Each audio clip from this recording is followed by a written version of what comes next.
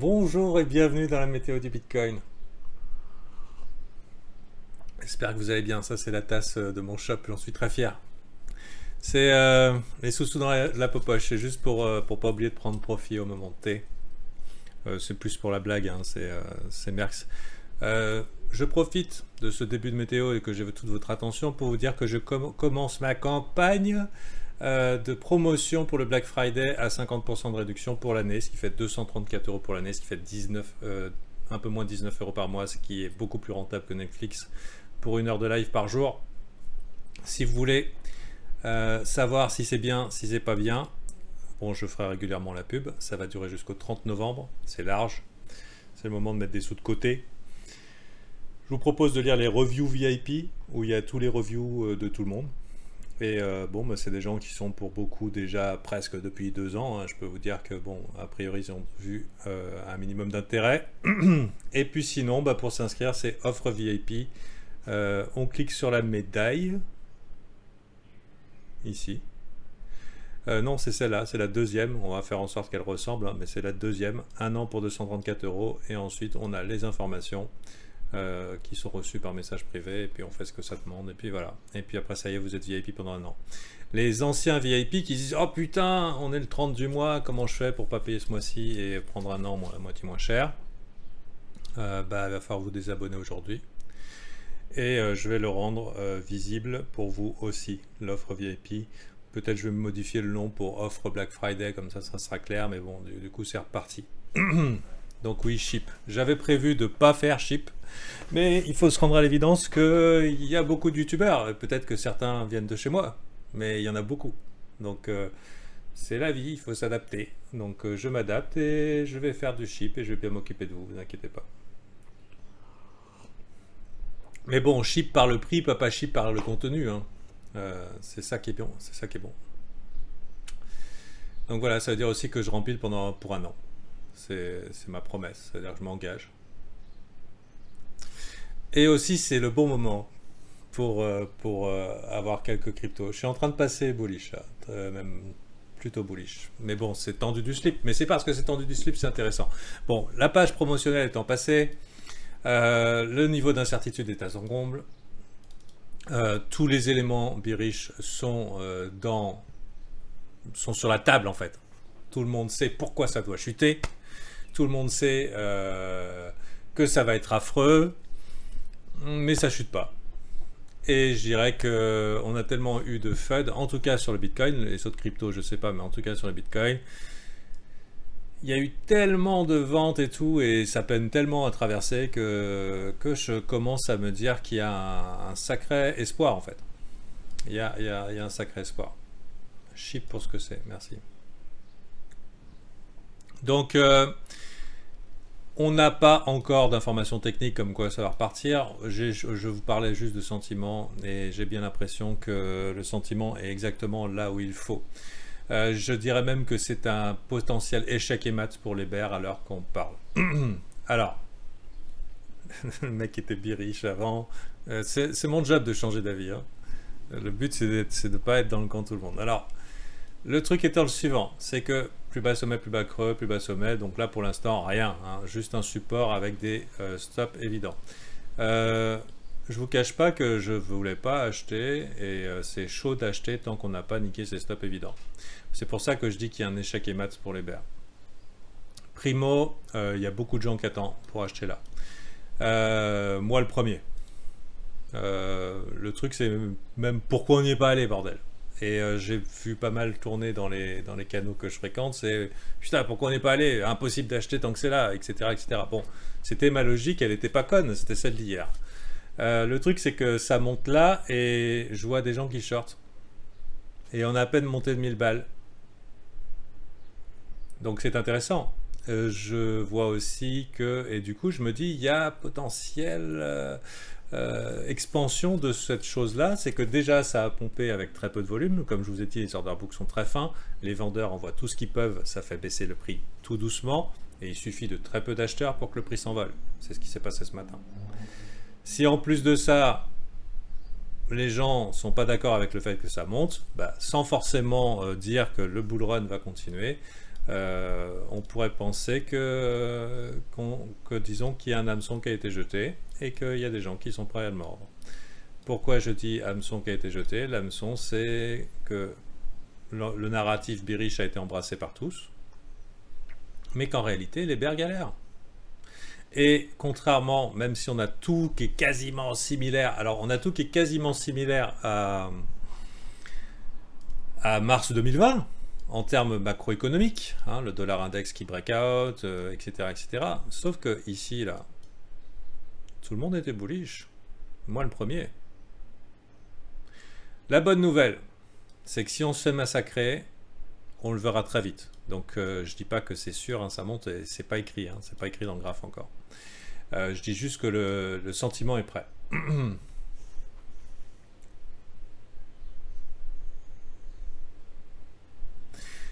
Ouais, mais le sentiment, septembre c'est bearish, demain octobre, septembre c'est début septembre normalement que c'est bearish, hein, c'est pas, déjà on a été tardif.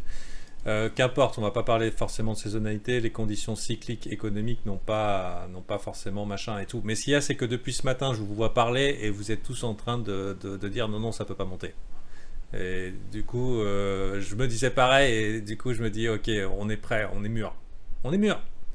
Il suffit En fait, si tu joues un coup à l'avance, tu te dis allez, une bougie de 3000 balles, ça y est, tout le monde passe bear, tout le monde veut shorter le rebond et puis c'est parti, on s'envole. Comme je disais, pour que ça monte, il faut être sûr que tout le monde va shorter la montée. Et je pense qu'on est mûr. Alors, pourquoi les bears sont potentiellement échecs et mat? C'est qu'il faut beaucoup, beaucoup de vendeurs en spot, à la différence de mars 2020, où il y avait tout le monde qui était à levier, on avait un record d'1 milliard de levier. Voilà, donc à dire qui confirme ce que je dis. On avait tout le monde qui était à levier, record d'open interest sur BitMEX, extrêmement inquiétant, sentiment bullish extrême, un peu comme le top ici. Hein. Beaucoup, beaucoup, beaucoup de dérivatifs. Si on compare le prix des dérivatifs entre le spot et le dérivatif,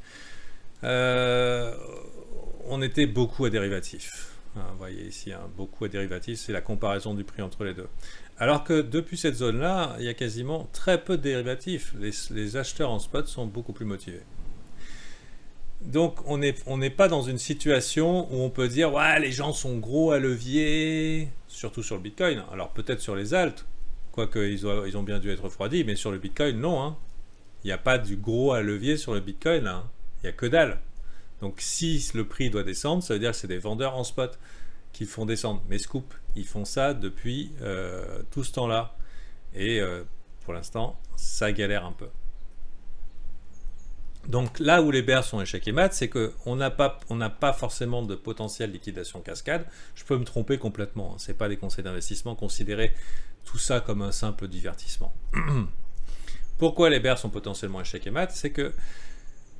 C'est que le plus gros des liquidations qui nous attendent sont là, qu'il faut énormément de spots pour pouvoir le descendre, qu'il y a beaucoup d'offres qui attendent ici vraiment impatiemment, et qu'il y a de fortes chances que si on fait ça, on revienne ici, et ça y est, c'est plié. Ce qui est fait n'est plus à faire. Donc voilà, je trouve ça plutôt encourageant parce qu'on a atteint un apex de peur. Ce matin, la Chine a dit qu'ils allaient rebannir encore plus fort que ce qu'ils ont banni, et le prix a monté de 5%. Ça aussi, c'est signe. Quand la FUD extrême ne fait plus son taf, c'est plutôt bullish. Après, bien sûr, si le S&P 500 venait à se casser la gueule de 20% aujourd'hui, il faut être un héros et donc stupide de rester dedans. Mais comme disait Jesse Livermore, quand un asset est bullish, quand une tendance est bullish, même une guerre ne l'arrête pas. Donc à voir. Là pour l'instant, est-ce que c'est forcément bullish? Probablement pas. Ce soir, je vous rappelle, clôture Monthly. Clôture Monthly, ça se tient, hein, ça peut être considéré comme bullish. On est le cul entre deux chaises, hein, c'est le thème de la météo du Bitcoin depuis 2 semaines. Clôture trimestrielle, c'est pas forcément joli, mais on peut identifier quand même un trend. Hein, après une descente comme ça, on pourrait très bien penser, bon bah c'est le dip. Donc j'ai l'impression que si on n'est pas un bottom, on n'en est pas loin. De plus, pareil pour les indices. Je veux dire, les gens n'ont jamais eu autant peur d'un bear market. Bon, bien sûr, tout est inscrit, mais ils n'ont jamais eu autant peur. Quand ça nous a pris à la gueule le 20 mars, personne s'y attendait. Alors que là, tout le monde en est sûr. Hein, la théorie de tu le vois le précipice. Est-ce que avec le manque de liquidité sur le Bitcoin, quelques spoofings, je vous rappelle que nous, enfin nous, pas moi, hein, mais CZ et ses copains, ils ont le droit de manipuler le marché. Il n'y a personne qui leur dira rien. De toute façon, on ne sait pas où ils habitent. Voilà, CZ, c'est le patron de Binance. FTX et Panama. Donc voilà, ils sont bien à l'abri dans leur machin. Ils peuvent allumer leur robot. S'ils ont envie de super réguler le Bitcoin, mais que eux, les autres derrière, ils ont la liquidité infinie, les bots à l'infini pour pousser le prix, bah ça pousse, hein. Ça pousse. Donc maintenant, ça c'est ma théorie, comme je vous disais, en termes d'émotion.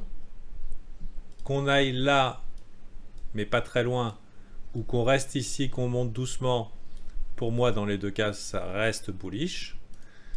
Là où je passerai bear forcément, c'est le moment où ça chute de manière avancée et que les gens passent bullish. Ça serait pas bon. Hein, on veut des gens bearish pour que ça monte. Donc voilà, ce qu'il faut s'assurer, c'est que les gens shortent la montée, comme je vous ai dit. Il faut qu'il y ait du déni. Bien sûr, si cet avis commence à être populaire, que ça commence à être répété sur d'autres chaînes YouTube, je pense que ça sera plus bon. C'est aussi pour ça, hein, c'est le sentiment est volatile. Il n'y a pas que le prix. Le prix manque de volatilité, mais le sentiment est volatile. Donc il faut voir aussi également, est-ce que arriver ici, puisque les autres, parce que ça peut être intéressant, je dirais, allez, je suis patron d'échange, j'ai accumulé ici, il y a eu le précipice, il y a eu beaucoup de peur. Même si c'est pas une continuation haussière de l'infini, ce qui a été acheté là, il faut le revendre. Hein. Et l'endroit idéal, c'est là. Et le truc, c'est que l'endroit idéal, c'est là, mais que si l'endroit idéal, c'est là, bah, ça va appeler d'autres investisseurs, hein, ceux qui cherchent une continuation de trend. Et on peut remonter. Donc 2-3 coups à l'avance, on peut penser bullish, si vous le voulez. Ce qui m'embête un petit peu, c'est que cette vidéo, comme toutes les méthodes Bitcoin, va se perdre. Hein, c'est des vidéos jetables. Celle du lendemain efface celle de la veille. Si ça vous avait apporté de la valeur, sachez que le service est ouvert et que VIP c'est beaucoup mieux que la météo de Bitcoin. C'est juste un apéritif. Voilà. Le truc c'est de faire de vous des gens qui soient autonomes, qui développent votre propre stratégie, qui apprennent à penser par vous-même. Normalement, les VIP ils regardent parce que de temps en temps j'ai un bon instinct, mais ils traitent pour beaucoup déjà mieux que moi. Et ils n'ont pas besoin de m'écouter pour prendre leurs décisions de trade. De plus, là j'ai eu récemment un initié, et on regarde pour l'école, j'ai eu un initié, donc un mec qui est depuis 6 mois, et qui dit putain, qualitatif la météo. Mais je dis putain, non, qualitatif le brief. On a accès à l'OnlyFans. Et en fait, je disais bah merde, il l'est toujours. Mais en fait, c'est que au bout d'un moment, bah ça rentre quoi, il comprend ce que je dis et il se dit putain, le mec il largue ça. Voilà, bon, enfin je sais pas ce que vous comprenez, mais quand vous comprenez les choses, on commence à voir quand on entend des trucs qui ont de la valeur.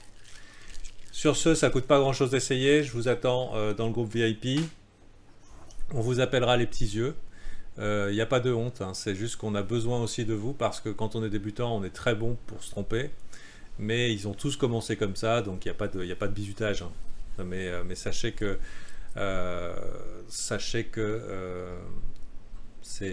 au début, il y a une marge de progression quand même assez énorme. Ça peut impressionner. Si vous êtes dans un autre groupe bien connu, je pense qu'il y a une grosse marge de progression, mais par contre, vous ne serez pas dépaysé. Donc, suivez mon regard. Je ne sais pas si vous pouvez le suivre. Et en tout cas, on vous attend avec impatience. Je pense que pour le prix, ça vaut la peine. Bon, à bientôt. C'était Fanta. Tiens, il y a un indice.